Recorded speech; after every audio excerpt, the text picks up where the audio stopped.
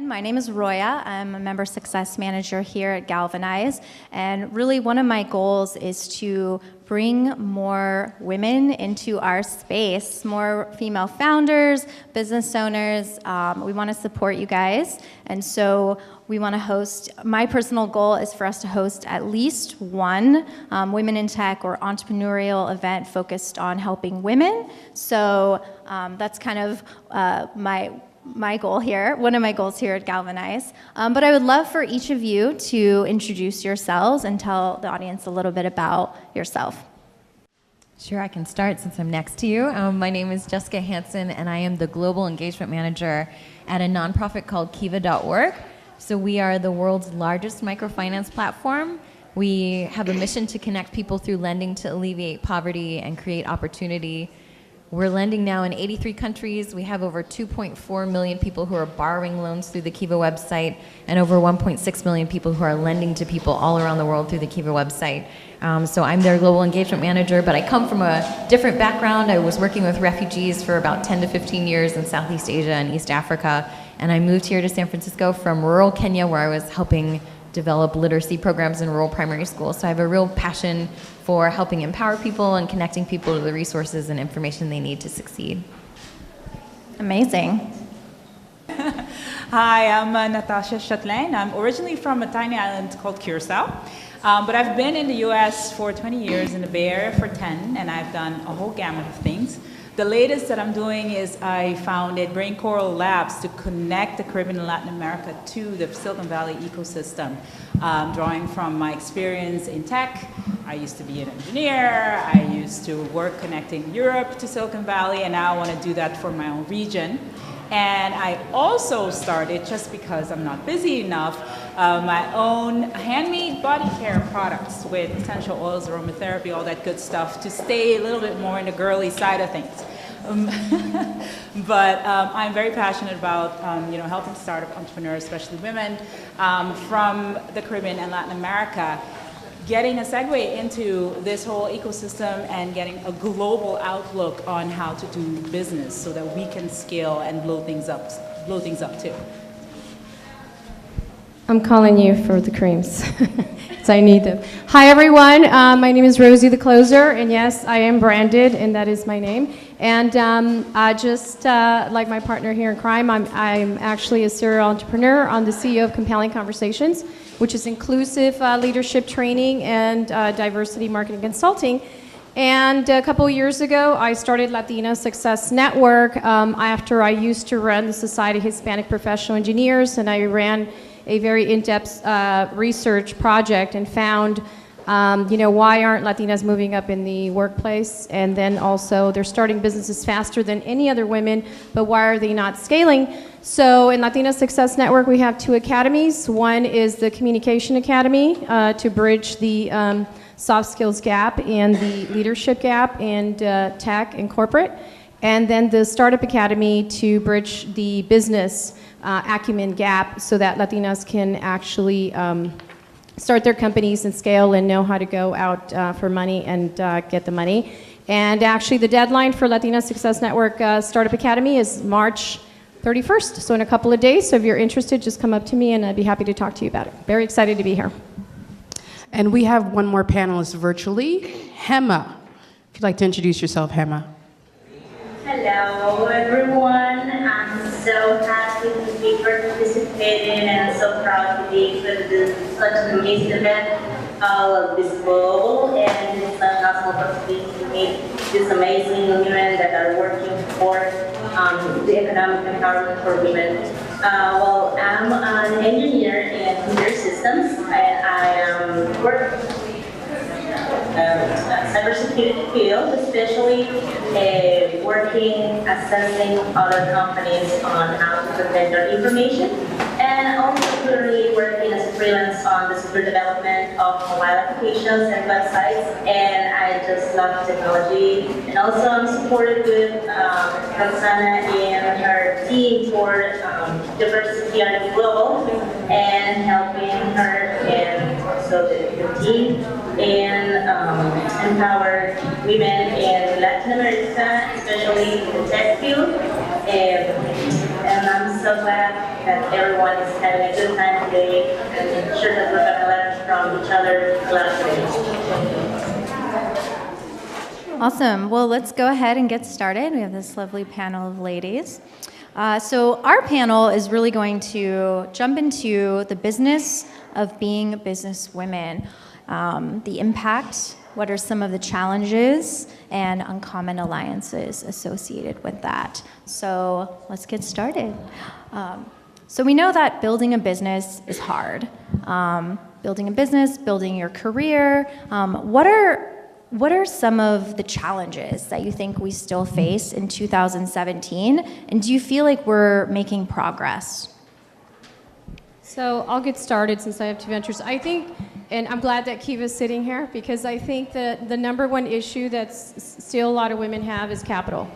So I would say a lot of women have a lot of passion. They want to start businesses, and they have a lot to offer, but there's a couple of things. One, they don't know what they don't know, right? I mean, I was in strategic sales in corporate, and I thought I knew it all. I did not.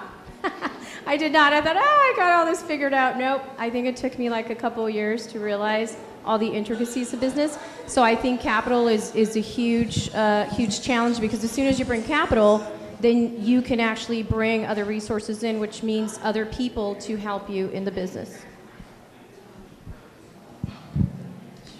I can jump on that train because I'm all about getting access to financial capital to women. So certainly there's 2.5 billion people in the world who are unserved or underserved by financial institutions today. The majority of those are women. With women-owned businesses, both small and medium-sized businesses, 70% of them are unserved or underserved by financial institutions. So it's huge. And 80% of the borrowers through Kiva are women. So Kiva is really working hard to make sure that those underserved communities are getting the financial access they need, either to start or grow businesses that they have, or to go to university. We're also doing a lot of tuition loans as well to really empower women. But when you look at what happens when you lend to women, they are much better at paying back loans. They have a history of being great borrowers and making great repayments, but also as farmers, which a lot of our women are, they increase crop yields usually by 20% or more, which reduces hunger. The borrowers through Kiva have helped reduce hunger for millions of women, or millions of people in general around the world. And they also reinvest in their communities, which I'm sure all of you are familiar with. But at least 80% of their income that they're getting from the businesses that they're running is going back into the well-being and education of their families, which is pretty incredible. And if you all want to make loans yourself, in your beautiful blue bags, you have little codes where you can lend someone else's money, so you don't have to put any of your own money in, but you can dedicate it towards a wonderful woman around the world today that needs your help getting started. I love that 80% of the loans are going towards women. That's really cool. I want to kind of be counter-cyclical. I think we stand in the way of a lot of our opportunity and success just because we don't think, not all of us, but a lot of us don't dare to think. Can everybody hear? A lot of us don't want to think that big, and being in the Valley for about 10, 11 years and being in a very male-dominated field, when I go to female-focused events, the topics or the way we talk about things, it's so much softer and nicer, and we're usually a little scared, whereas the guys, they just have, I guess, we lack maybe a little of the hubris that these guys have.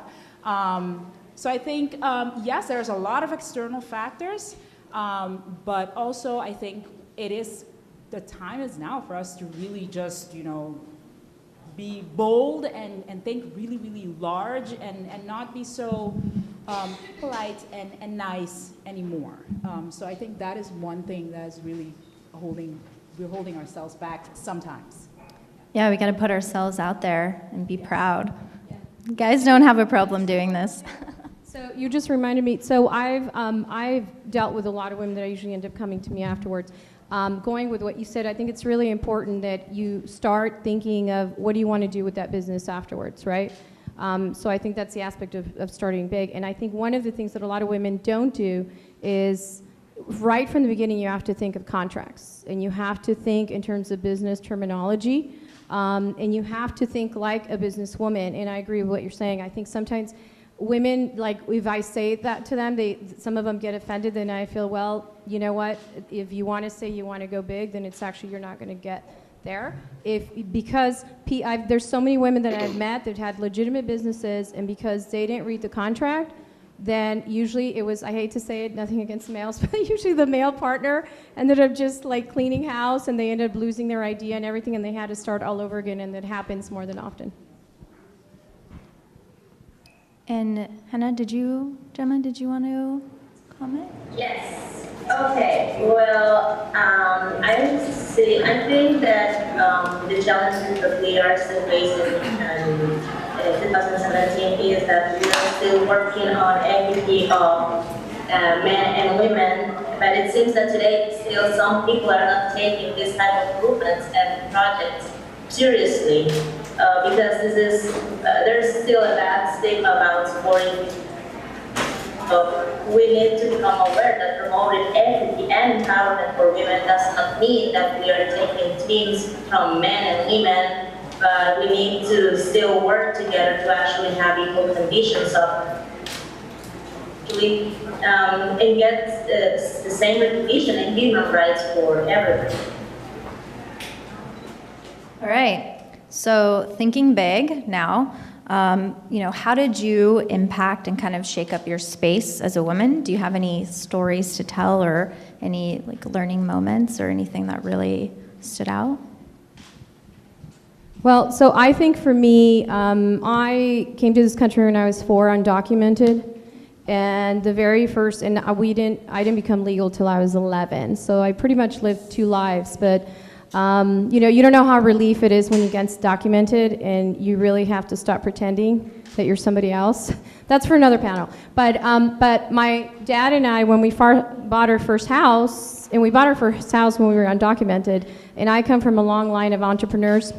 If you guys are familiar with paletas michoacanas, so there are these, ice creams that are made out of fruits and all that. So that's where my family owns a bunch of them, the family who stayed behind, that's what they do. So I come from family entrepreneurs, and at 9 years old, we actually started the first business with my dad, and then we had successive businesses. And it wasn't because, oh, sure, let's start a business. It was actually because we had to imagine a mortgage of we went from paying a 1-bedroom apartment of $150 in 1978 to paying a mortgage of $300, which was a lot because there was already 3 kids. In 1979. So I'd like to say that, I think very early on, I was already contributing to the welfare of my family, the mortgage and all the bills and all that. And so for me, that was very real. It was always real what it meant to actually run a household from, a childhood perspective. And it's far now, I think because I'm really close to my dad. My dad was really my huge influence as far as business. And he's the first one who actually taught me about profit and loss at a very young age, probably around 10. And I think I try to pass that on. So in the Startup Academy and Thinking Big, it's really about, thinking like a businesswoman from day one.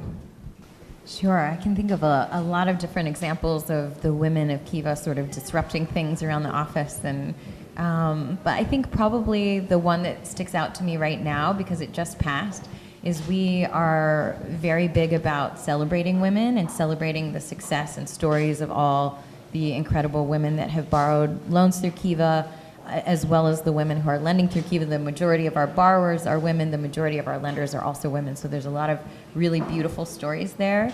And International Women's Day has just become a really big grounding day for our organization, and trying to drive change and drive awareness around women on that day and really share stories with people. And I think this year was, actually I know, International Women's Day this year was our biggest lending day in the history of our organization. We were aiming to lend $3 million to women around the world through the campaign, and we ended up lending $6 million to women, which was really incredible. So really empowering women entrepreneurs around the world, sharing their stories, and showing people how incredible they can be when given the resources and the chance. Have you guys ever herded cats? I feel like I have.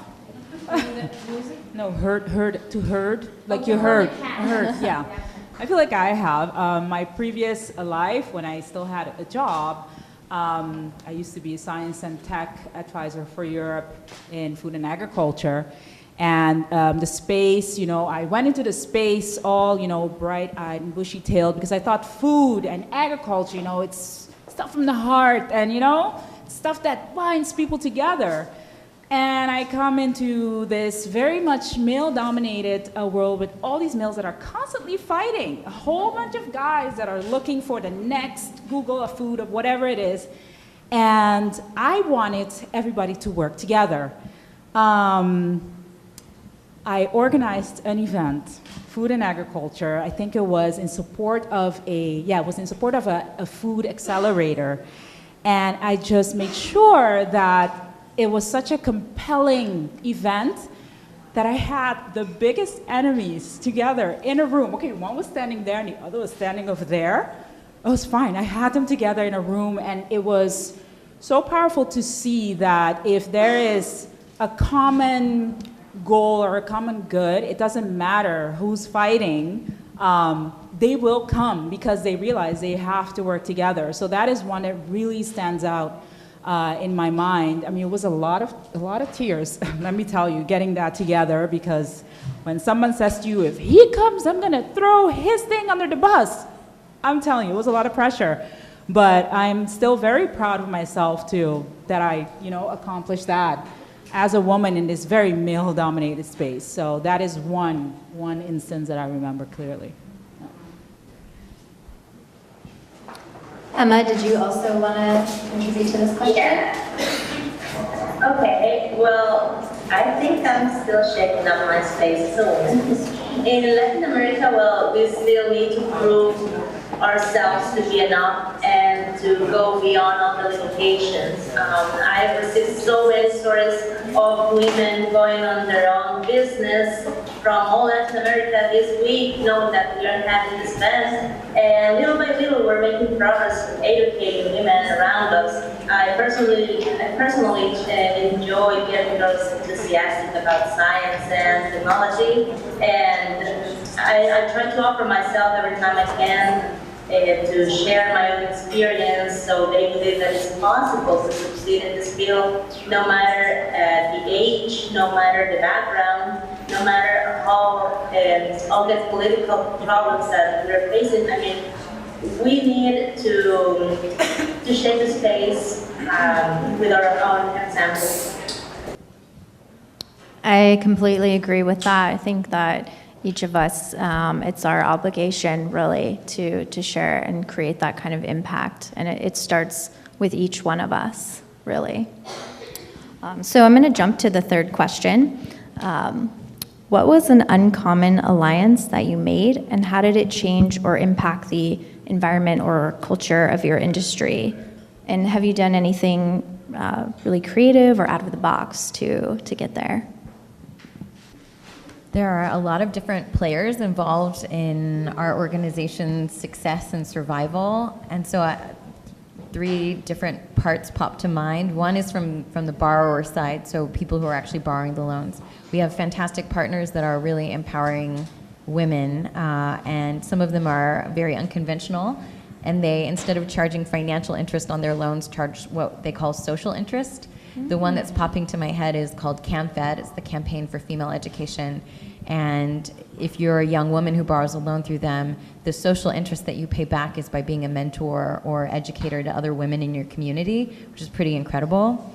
From the lender side, we've had kind of unconventional partnerships with big organizations that are trying to engage their employees in supporting entrepreneurialism outside of their own giant corporation or company. And the one that jumps to mind there is HP did a campaign called Matter to a Million, and over 150,000 HP employees lent to Kiva entrepreneurs around the world, women all around the world, and lent almost $10 million, which was phenomenal. And the last one kind of comes from influencers, so people who pick up our message and share it and amplify it. And a woman that really, really amplified the Kiva message early on was Oprah. So Oprah mentioned us several times on her show, and every time that she did, our website crashed for several days. And so that was not an intentional... Good problem to have. Yeah, it was not an intentional alliance. We were really lucky. She'd read about us in Bill Clinton's book called Giving, and she just kept mentioning us as one of her favorite things. And we had to keep saying, sorry, our website will come back in a few days, we promise. We're working really hard. So we have a lot of different kinds of alliances on all the different angles of how Kiva works. So I think speaking in terms of the behavior, and then I'll speak in terms of, obviously there is, when I started Latino Success Network, I did have some men that I actually got threats because our signature event's called the Power Review, and after that event, there was women that quit their jobs and went on to better jobs. A couple women got $30,000 raises, and a couple women got divorced. And which, let me tell you, it was probably coming. And so I got threats because I was told, what are you doing? Why are you doing this? And even though those threats came from the men, I would say, I wouldn't call them uncommon. I would advise that one of the reasons why I think Latino Success Network has been so successful and has spread so fast is because a lot of the alliance partners have been men. And it's what I call, so one of the things that distinguishes us is consciousness. Everything in our program has to do with building consciousness, and I have a saying, you can't go help other people if you don't have your oxygen mask on. And especially Latina women, have, highest rates of diabetes, highest rates of heart attacks, especially once they move to this country, because they're doing everything. And, if on top of that, you want to start a business or you want to empower yourself or develop yourself, well, you're not going to do it if you don't start putting those roles and those people in their place. And now you can see why I was getting threats. So I would say that the best alliances for me were really the men who stepped forward and said, or the ones that I, sought out. And I would say as women, there's men out there that truly, truly believe. And if the men who are in the room is because they actually believe in men's empowerment. One such individual at a function publicly tried to, it's very hard to humiliate me, and I don't think he realized that. And he, in a public setting, he said, well, what is this feminist thing? And I said, I'll have you know that the person who made me a feminist, you're thinking it's my mother, but it's actually not. It was my father. So whatever you're doing, you have to bring men into the conversation because, men deal with other men a little bit differently, and then they have those connections. And as long as your values are in line, then those alliances are going to be very successful. Yeah, and I can speak to that too. The being in, where I've worked and where I've been, it has been a need, a must to, have men as your allies, one way or the other, always, really. Now this has changed, but 7 years ago, if I'd walk into a room, I would be one of few, if not the only woman that is there to actually attend, a tech or business event. It's something the size of this. And usually the only person, period, of color. So I have some of my, staunchest supporters are men who say, yes, I will, whatever you want to do, you have, my support. If you need money, if you need introductions, if you need whatever you need. And because, like you said, they connect differently with each other, things happen faster because there's not the whole list of qualifiers that a fellow female has to go through before something happens. So definitely a lot of male allies, yeah. Mm-hmm. And Hema, did you want to answer as well? Yes. Well, basically, I used to work with a lot of men in tech field, and also in the business area. So, an uncommon alliance that I think I have worked with young women in a couple of non-profit organizations, not in the tech field precisely, but empowerment with community leaders on how to raise and educate their children despite all the challenges they face daily. So it has been a positive from everywhere, as long as your message gets delivered. And it's nice to work with this, to get out of your comfort zone and to help more people than just in your field. And I think that also has teach me and helped me a lot in order for me to relate with other women's problems. Nice. That's very true. So as a woman, we're always doing business, though we might not see it that way. How do you go about presenting yourself as a businesswoman to create impact? And are there any common alliances that have occurred as a result of that? One thing that I have noticed, and I'm going to start this time. No, one thing that I've noticed is as a woman, if another woman hears that, whatever it is that you're doing, they will support you just because you're a woman. And support doesn't mean that they'll just blindly buy your products or service, but they will advise you or introduce you. So I really, really love that there is such a modicum of support from all women. That has been my experience. Yeah, that's what I can say about it. There are so many different ways I can think of. As you were mentioning before, often you tend to be the only woman on a panel or the only woman in a room. And so just representing women as strongly and passionately as you can, really encouraging any kind of event or anything to include more women, to empower more women. And at our organization, we're half a tech organization as well, and really trying to drive more women in tech, more women engineers at our organization. So there are a lot of different ways that we're trying to bring people into the fold. In addition, we also have women at Kiva, so it's a group for all of the women at Kiva and all the people who support us. So it's not women only, everyone's welcome. And women speakers come to that. We connect with other women's organizations and notify each other of events that are happening. So just continuing to kind of build that support and build those alliances and connections, and connecting our women lenders and our women borrowers, our women volunteers and staff. So it's a big community that makes it all happen. And those connections, kind of like you were saying, everybody's there to support everyone else.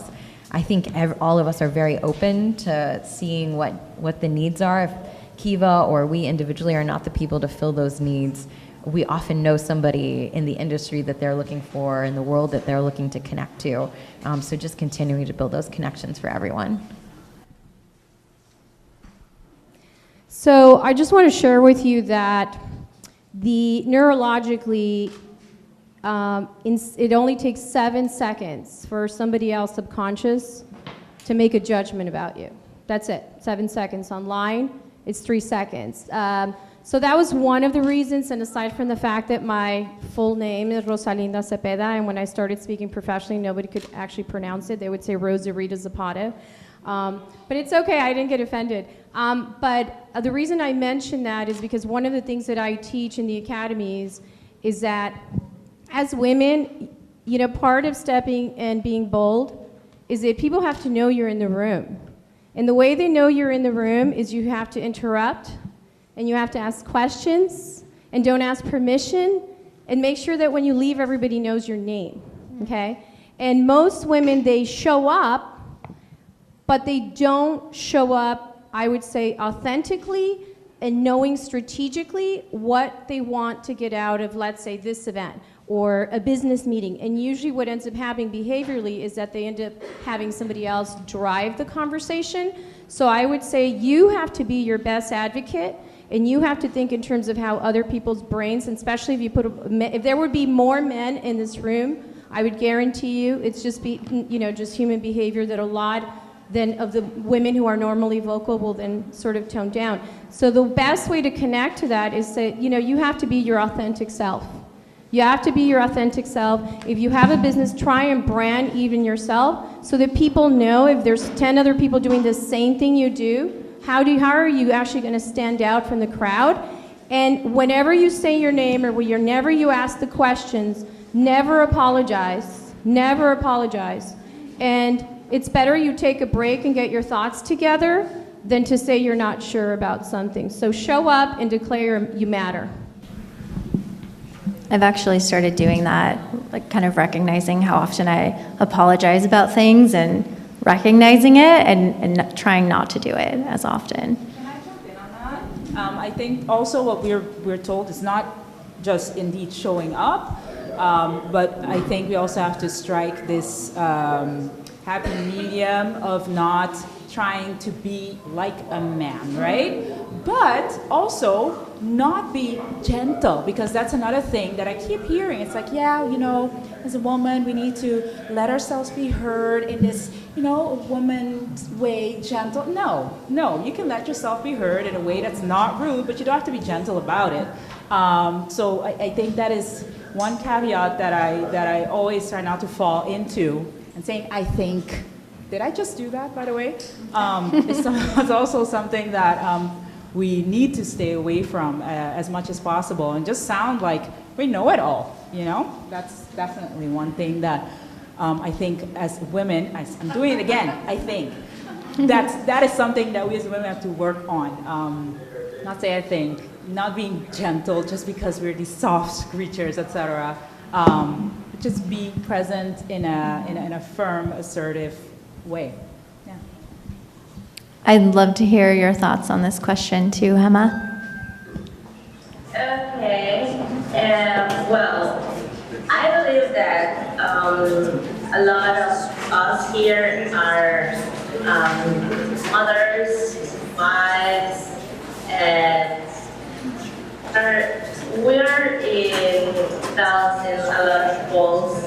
And I think that the business of being actually trying to do that, to get balance in everything that you do. And since you are showing up every day for your goal, every day for your dreams, every day in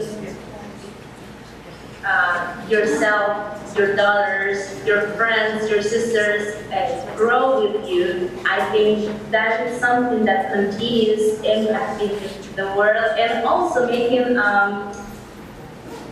because we are so diverse that we are aware of each other, and you know that if there is someone that said if you want to change the world, change yourself. So that this type of alliances with your community, with your family, in your business or in your work, you are doing yourself a great job as a woman.